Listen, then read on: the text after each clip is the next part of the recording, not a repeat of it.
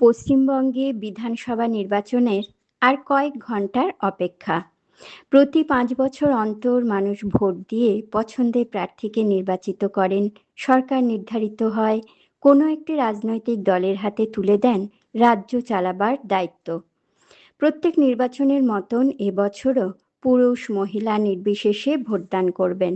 কিন্তু একটা সময় এমনও ছিল, ভারতের নির্বাচন ব্যবস্থায় ভোট দেওয়ার ক্ষমতা মহিলাদের ছিল না।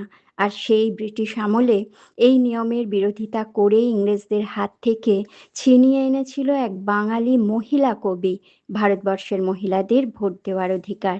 ভাবতে পারো, যে সময় মহিলাদের বাড়ি থেকে বেরোনো বিষয়টাকেই মানুষ খারাপ ভাবত, সমালোচনার বিষয় হতো, সেই সময় দাঁড়িয়ে কবিতা লিখে আন্দোলন করে রীতিমতন লড়াই করে ভারতের নারীদের সমান অধিকার এনেছিলেন এই মহিলা কবি। পুরো ভারতবাসীর চিন্তায় লিপিবদ্ধ করেছিলেন সকলের তরে সকলে আমরা, প্রত্যেকে আমরা পরের তরে। চলো জানা যাক এই মহিলা কবির পরিচয়। এই মহিলা কবি কামিনী রায়। 1864 সালের 12ই অক্টোবর তৎকালীন ব্রিটিশ ভারতের বেঙ্গল প্রেসিডেন্সির বরিশাল জেলার বাসান্ডা গ্রামে তার জন্ম। যার বাবা চণ্ডীচরণ সেন ছিলেন একজন বিখ্যাত জজ, লেখক এবং ব্রাহ্ম সমাজের সুদক্ষ সদস্য। ছোটবেলার এই পরিবেশই কবি কামিনী রায়ের জীবনে শিক্ষার প্রবেশ ঘটায়। ছোটবেলা থেকেই তার অধিকাংশ সময় কাটতো বই নিয়ে, বাবার পার্সোনাল লাইব্রেরিতে।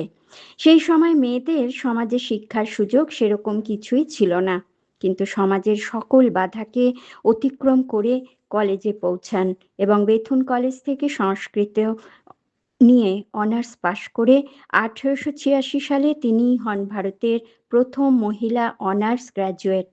তার এই সাফল্যে অনেক মহিলাই শিক্ষায় আগ্রহী হন। শিক্ষা জীবন শেষ করে তিনি বেথুন কলেজে শিক্ষকতা শুরু করেন। তিনি বিশ্বাস করতেন শুধুমাত্র শিক্ষা ও সচেতনতার মাধ্যমেই মহিলারা নিজেদের অধিকার বুঝতে পারবে। মহিলাদের চাওয়া পাওয়া অধিকার নিয়ে ছোটবেলা থেকেই তিনি কবিতা লিখতেন। আলো ও ছায়া তার প্রথম কাব্যগ্রন্থ 1889 সালে প্রকাশিত হলেও সমাজ সেই সময় কোনো মহিলা কবিকে মান্যতা দিতে প্রস্তুত ছিল না। তাই তার এই কাব্যগ্রন্থে কোথাও তার নাম ছাপা হয়নি। পরবর্তীতে সমাজের চিন্তাভাবনা পাল্টালে তখন তিনি ধীরে ধীরে হয়ে ওঠেন একজন মূলধারার কবি। তার কবিতায় মানবতা, নারীবাদ, সমাজ চেতনার মিশেল দেখা যায়। বিবাহের পর লেখালেখি থেকে দূরে থাকলেও স্বামী ও পুত্রের মৃত্যুর পর তিনি আবার সাহিত্য চর্চায় ফিরে আসেন। পৌরাণিকী, জীবন পাথেয়, নির্মাল্য, অশোক সঙ্গীত এবং শিশুদের জন্য তিনি লেখেন গুঞ্জন। তিনি ছিলেন একজন সমাজ সংস্কারক। তিনি নারী শিক্ষার প্রসার ও নারীদের ভোটাধিকার প্রচেষ্টার আন্দোলনে সক্রিয় ভূমিকা নিয়েছিলেন। কিছু সঙ্গীকে সঙ্গে নিয়ে তিনি বঙ্গীয় নারী সমাজ নামে একটা সংগঠন তৈরি করেন, যে সংগঠন সর্বত্র নারীদের সরকার বেছে নেওয়ার ক্ষমতা ও ভোটাধিকার নিয়ে ব্রিটিশ যুগেও কথা বলতো। তার প্রচেষ্টায় এবং বহু সমাজকর্মীদের আন্দোলনে 1925 সালে ভারতীয় মহিলারা প্রথমবার ভোটাধিকার লাভ করে। ভারতের নারী শ্রমিকদের জন্য বহু কাজ করেন কামিনী রায়। তিনি ফিমেল লেবার ইনভেস্টিগেশন কমিশনের সদস্য হিসাবে একটা দীর্ঘ সময় ধরে গুরুত্বপূর্ণ ভূমিকা পালন করেন। তার চিন্তাধারা ছিল অত্যন্ত আধুনিক। তিনি বিশ্বাস করতেন সামাজিক উন্নয়ন নারী পুরুষের সমান অধিকারেই একমাত্র সম্ভব। তাই প্রত্যেক মহিলার সরকার নির্বাচনের সময় একবার হলেও ভোটাধিকার প্রয়োগ করে মহান কবিকে স্মরণ করা উচিত।